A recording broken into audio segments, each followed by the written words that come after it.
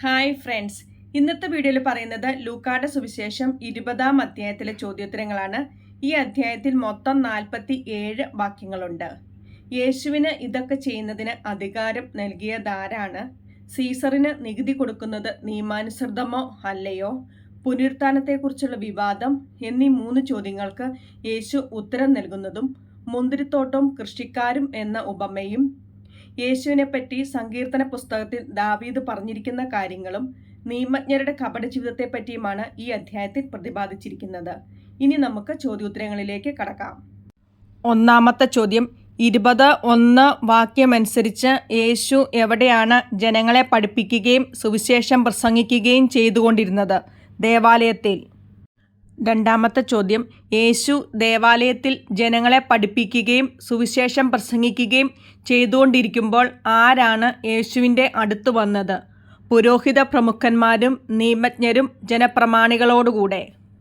മൂന്നാമത്തെ ചോദ്യം, യേശു ദേവാലയത്തിൽ ജനങ്ങളെ പഠിപ്പിക്കുകയും സുവിശേഷം പ്രസംഗിക്കുകയും ചെയ്തുകൊണ്ടിരിക്കുമ്പോൾ പുരോഹിത പ്രമുഖന്മാരും നിയമജ്ഞരും ജനപ്രമാണികളോടുകൂടെ യേശുവിൻ്റെ അടുത്ത് വന്ന് നിനക്ക് എന്ത് നൽകിയത് ആരാണ് എന്ന് ഞങ്ങളോട് പറയുക എന്നാണ് അവർ പറഞ്ഞത്. ഈ അധികാരം നൽകിയത് ആരാണ് എന്ന്.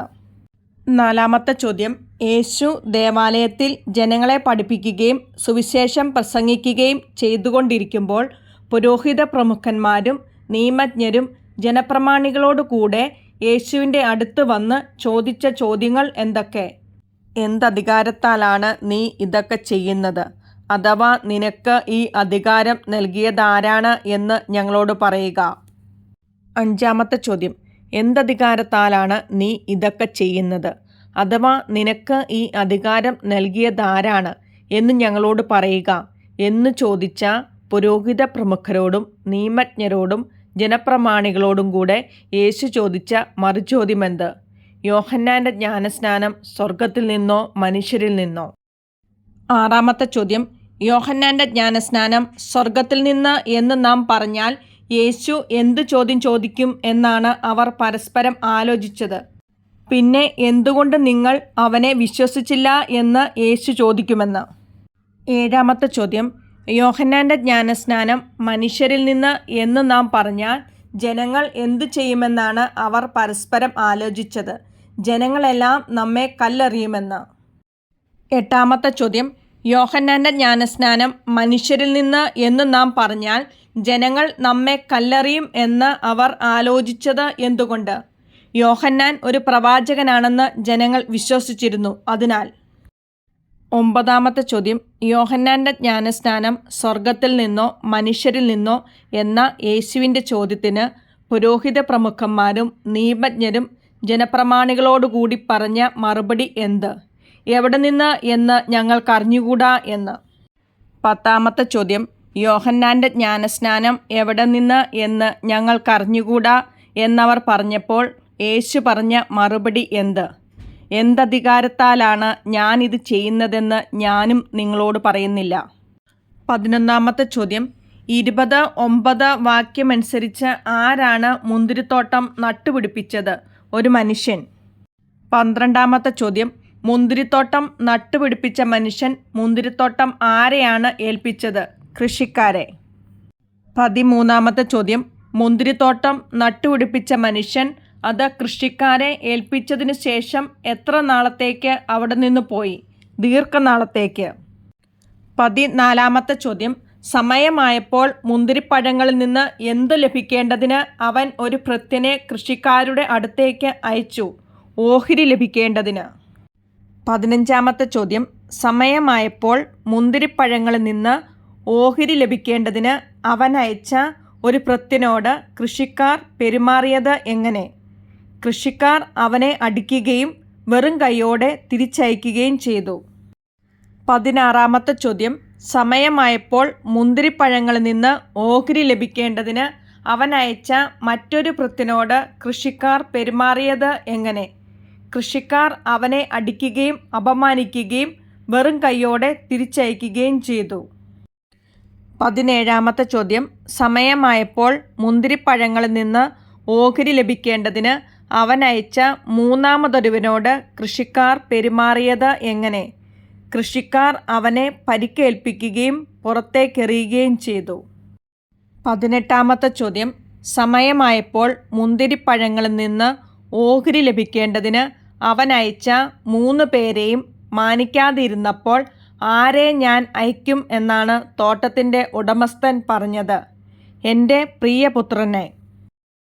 19-ാമത്തെ ചോദ്യം. തോട്ടത്തിൻ്റെ ഉടമസ്ഥൻ്റെ പുത്രനെ കണ്ടപ്പോൾ കൃഷിക്കാർ പരസ്പരം പറഞ്ഞത് എന്ത്? ഇവനാണ് അവകാശി, ഇവനെ നമുക്ക് കൊന്നുകളയാം, അപ്പോൾ അവകാശം നമ്മുടേതാകും.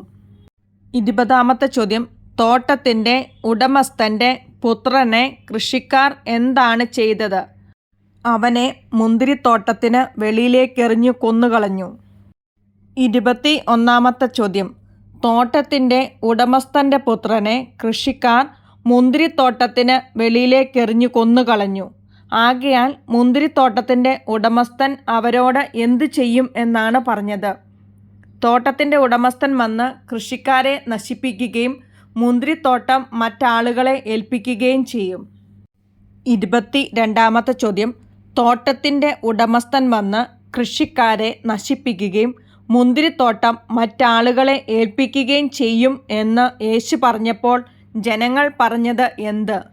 ഇത് സംഭവിക്കാതിരിക്കട്ടെ. 23-ാമത്തെ ചോദ്യം. ആര് ഉപേക്ഷിച്ചു കളഞ്ഞ കല്ല് മൂലക്കല്ലായി തീർന്നു എന്ന് എഴുതപ്പെട്ടിരിക്കുന്നത് എന്താണ് എന്നാണ് യേശു ജനങ്ങളെ നോക്കിക്കൊണ്ട് പറഞ്ഞത്? പണിക്കാർ ഉപേക്ഷിച്ചു കളഞ്ഞ കല്ല്. 24-ാമത്തെ ചോദ്യം. പണിക്കാർ ഉപേക്ഷിച്ചു കളഞ്ഞ കല്ലിന്മേൽ നിബദിക്കുന്ന ഏതൊരുവനും എന്തു പറ്റും? തകരും. 25-ാമത്തെ ചോദ്യം. പണിക്കാർ ഉപേക്ഷിച്ചു കളഞ്ഞ കല്ല് ആരുടെ മേൽ പതിക്കുന്നുവോ അത് അവനെ എന്താക്കും? ധൂളിയാക്കും. 26-ാമത്തെ ചോദ്യം. മുന്തിരിത്തോട്ടവും കൃഷിക്കാരും എന്ന ഉപമ തങ്ങൾക്കെതിരായിട്ടാണ് പറഞ്ഞതെന്ന് ആര് മനസ്സിലാക്കി? നിയമജ്ഞരും പ്രധാന പുരോഹിതന്മാരും. 27-ാമത്തെ ചോദ്യം. മുന്തിരിത്തോട്ടവും കൃഷിക്കാരും എന്ന ഉപമ തങ്ങൾക്കെതിരായിട്ടാണ് പറഞ്ഞതെന്ന് നിയമജ്ഞരും പ്രധാന പുരോഹിതന്മാരും മനസ്സിലാക്കി അവർ യേശുവിനെ എന്തു ചെയ്യാൻ ശ്രമിച്ചു? കയ്യേറ്റം ചെയ്യാൻ. 28-ാമത്തെ ചോദ്യം. മുന്തിരിത്തോട്ടവും കൃഷിക്കാരും എന്ന ഉപമ തങ്ങൾക്കെതിരായിട്ടാണ് പറഞ്ഞതെന്ന് നിയമജ്ഞരും പ്രധാന പുരോഹിതന്മാരും മനസ്സിലാക്കി അവർ യേശുവിനെ കയ്യേറ്റം ചെയ്യാൻ ശ്രമിച്ചു. എന്നാൽ അവർ ആരെ ഭയപ്പെട്ടു? ജനങ്ങളെ. 29-ാമത്തെ ചോദ്യം. പ്രധാന പുരോഹിതന്മാരും നിയമജ്ഞരും ആരെന്ന് ഭാവിക്കുന്ന ചാരന്മാരെ അയച്ച് യേശുവിനെ ദേശാധിപതിയുടെ അധികാരത്തിനും വിധിക്കും ഏൽപ്പിച്ചു കൊടുക്കത്തക്ക വിധം അവൻ്റെ വാക്കിൽ നിന്ന് എന്തെങ്കിലും പിടിച്ചെടുക്കാൻ അവസരം കാത്തിരുന്നു. നീതിമാന്മാരെന്ന് ഭാവിക്കുന്ന ചാരന്മാരെ. 30-ാമത്തെ ചോദ്യം. പ്രധാന പുരോഹിതന്മാരും നിയമജ്ഞരും നീതിമാന്മാരെന്ന് ഭാവിക്കുന്ന ആരെ അയച്ച് യേശുവിനെ ദേശാധിപതിയുടെ അധികാരത്തിനും വിധിക്കും ഏൽപ്പിച്ചു കൊടുക്കത്തക്ക വിധം അവൻ്റെ വാക്കിൽ നിന്ന് എന്തെങ്കിലും പിടിച്ചെടുക്കാൻ അവസരം കാത്തിരുന്നു? ചാരന്മാരെ. 31-ാമത്തെ ചോദ്യം. ആരാണ് നീതിമാന്മാരെന്ന് ഭാവിക്കുന്ന ചാരന്മാരെ അയച്ച് യേശുവിനെ ദേശാധിപതിയുടെ അധികാരത്തിനും വിധിക്കും ഏൽപ്പിച്ചു കൊടുക്കത്തക്ക വിധം അവൻ്റെ വാക്കിൽ നിന്ന് എന്തെങ്കിലും പിടിച്ചെടുക്കാൻ അവസരം കാത്തിരുന്നത്? നിയമജ്ഞരും പ്രധാന പുരോഹിതന്മാരും. 32-ാമത്തെ ചോദ്യം. പ്രധാന പുരോഹിതന്മാരും നിയമജ്ഞരും നീതിമാന്മാരെന്ന് ഭാവിക്കുന്ന ചാരന്മാരെ അയച്ച് യേശുവിനെ ആരുടെ അധികാരത്തിനും വിധിക്കും ഏൽപ്പിച്ചു കൊടുക്കത്തക്ക വിധം അവൻ്റെ വാക്കിൽ നിന്ന് എന്തെങ്കിലും പിടിച്ചെടുക്കാൻ അവസരം കാത്തിരുന്നു? ദേശാധിപതിയുടെ അധികാരത്തിനും വിധിക്കും. 33-ാമത്തെ ചോദ്യം. പ്രധാന പുരോഹിതന്മാരും നിയമജ്ഞരും നീതിമാന്മാരെന്ന് ഭാവിക്കുന്ന ചാരന്മാരെ അയച്ച് യേശുവിനെ ദേശാധിപതിയുടെ എന്തിന് ഏൽപ്പിച്ചു കൊടുക്കത്തക്ക വിധം അവൻ്റെ വാക്കിൽ നിന്ന് എന്തെങ്കിലും പിടിച്ചെടുക്കാൻ അവസരം കാത്തിരുന്നു? അധികാരത്തിനും വിധിക്കും. 34-ാമത്തെ ചോദ്യം. പ്രധാന പുരോഹിതന്മാരും നിയമജ്ഞരും നീതിമാന്മാരെന്ന് ഭാവിക്കുന്ന ചാരന്മാരെ അയച്ച് യേശുവിനെ ദേശാധിപതിയുടെ അധികാരത്തിനും വിധിക്കും ഏൽപ്പിച്ചു കൊടുക്കത്തക്ക വിധം യേശുവിൻ്റെ എന്തിൽ നിന്ന് എന്തെങ്കിലും പിടിച്ചെടുക്കാൻ അവസരം കാത്തിരുന്നു. യേശുവിൻ്റെ വാക്കിൽ നിന്ന്. 35-ാമത്തെ ചോദ്യം. പ്രധാന പുരോഹിതന്മാരും നിയമജ്ഞരും അയച്ച നീതിമാന്മാരെന്ന് ഭാവിക്കുന്ന ചാരന്മാർ യേശുവിനെ അഭിസംബോധന ചെയ്തത് എന്ത്? ഗുരു. 36-ാമത്തെ ചോദ്യം. പ്രധാന പുരോഹിതന്മാരും നിയമജ്ഞരും അയച്ച നീതിമാന്മാരെന്ന് ഭാവിക്കുന്ന ചാരന്മാർ യേശുവിനോട് എന്തു നോക്കാതെ ദൈവത്തിൻ്റെ വഴി സത്യമായി പഠിപ്പിക്കുന്നവനാണെന്ന് ഞങ്ങൾക്കറിയാം എന്നാണ് പറഞ്ഞത്? മുഖം നോക്കാതെ. 37-ാമത്തെ ചോദ്യം. പ്രധാന പുരോഹിതന്മാരും നിയമജ്ഞരും അയച്ച നീതിമാന്മാരെന്ന് ഭാവിക്കുന്ന ചാരന്മാർ യേശുവിനോട് ഞങ്ങൾ ആർക്ക് നികുതി കൊടുക്കുന്നത് നിയമാനുസൃതമോ അല്ലയോ എന്നാണ് ചോദിച്ചത്? സീസറിന്. 38-ാമത്തെ ചോദ്യം.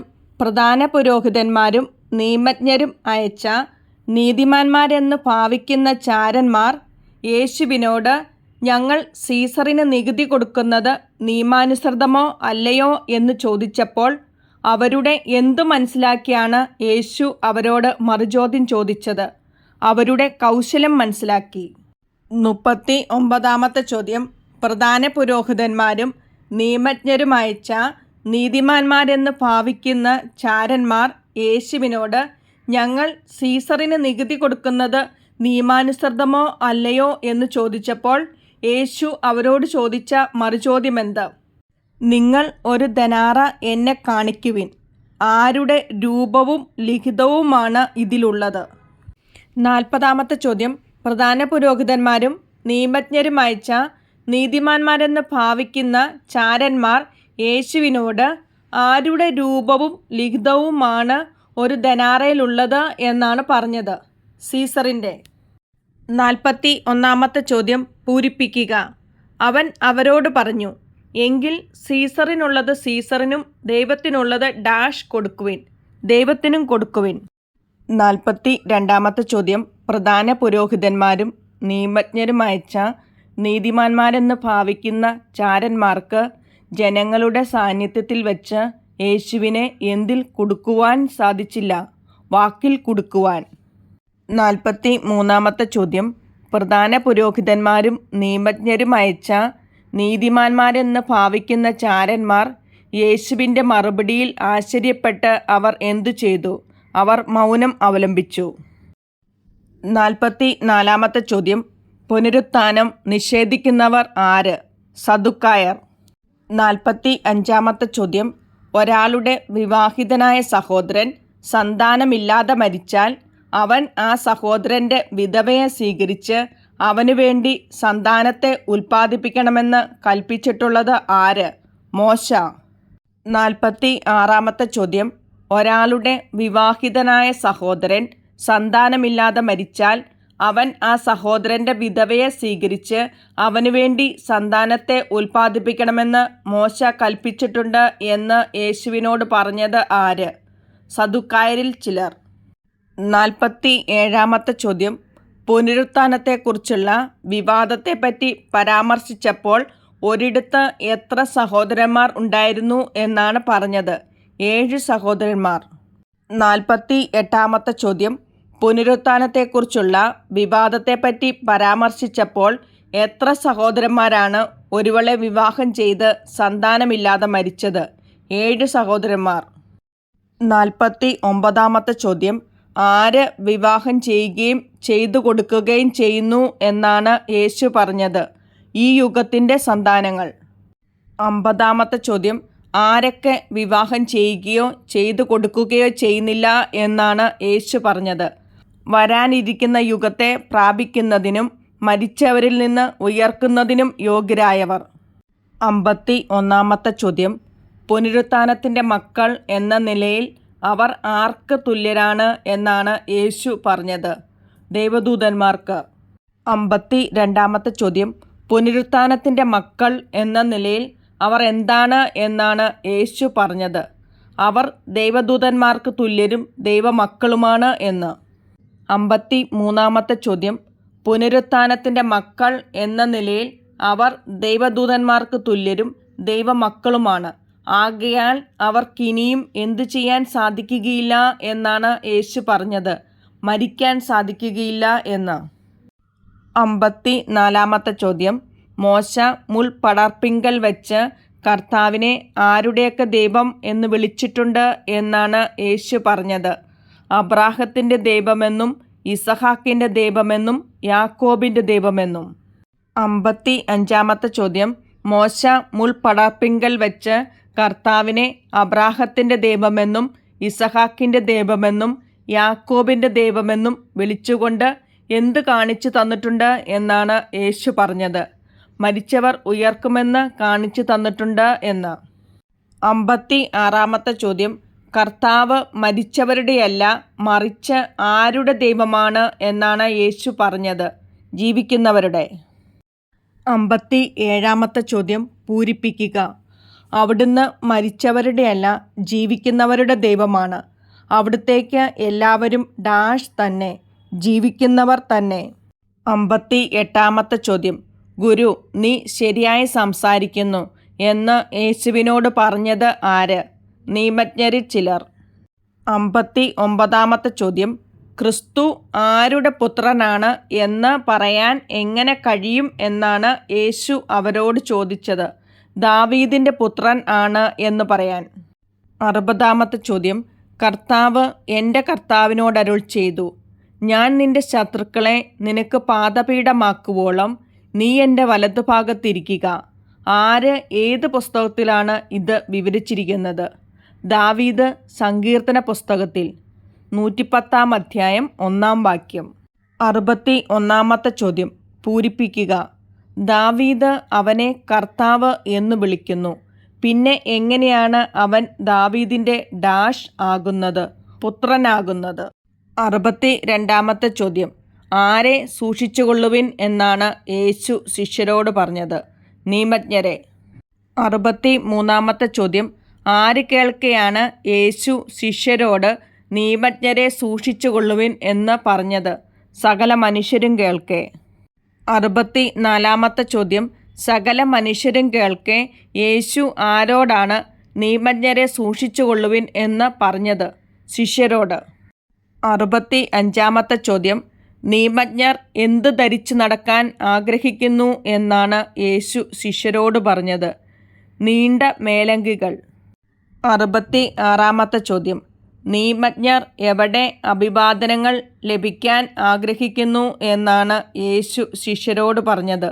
പൊതുസ്ഥലങ്ങളിൽ. 67-ാമത്തെ ചോദ്യം. നിയമജ്ഞർ എവിടെ പ്രമുഖ സ്ഥാനങ്ങൾ ലഭിക്കാൻ ആഗ്രഹിക്കുന്നു എന്നാണ് യേശു ശിഷ്യരോട് പറഞ്ഞത്? സിനഗോഗുകളിൽ. 68-ാമത്തെ ചോദ്യം. നിയമജ്ഞർ എവിടെ അഗ്രാസനങ്ങൾ ലഭിക്കാൻ ആഗ്രഹിക്കുന്നു എന്നാണ് യേശു ശിഷ്യരോട് പറഞ്ഞത്? വിരുന്നുകളിൽ. 69-ാമത്തെ ചോദ്യം. നിയമജ്ഞർ ആരുടെ ഭവനങ്ങൾ വിഴുങ്ങുകയും ചെയ്യുന്നു എന്നാണ് യേശു ശിഷ്യരോട് പറഞ്ഞത്? വിധവകളുടെ. 70-ാമത്തെ ചോദ്യം. നിയമജ്ഞർ എന്തു നടിക്കുകയും ചെയ്യുന്നു എന്നാണ് യേശു ശിഷ്യരോട് പറഞ്ഞത്? ദീർഘമായി പ്രാർത്ഥിക്കുന്നതായി നടിക്കുകയും ചെയ്യുന്നു എന്ന്. 71-ാമത്തെ ചോദ്യം.